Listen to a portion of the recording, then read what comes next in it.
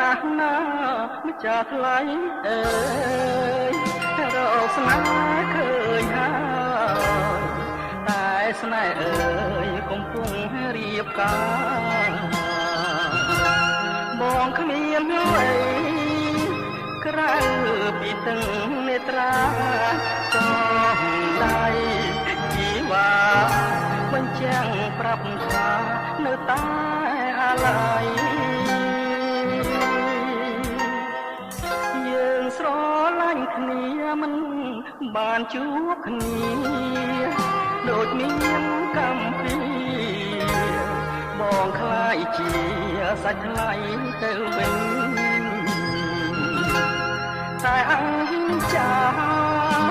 ស្ទើរតែមិនចេញតែទុកដូរមិនដេញតែរាសម្លា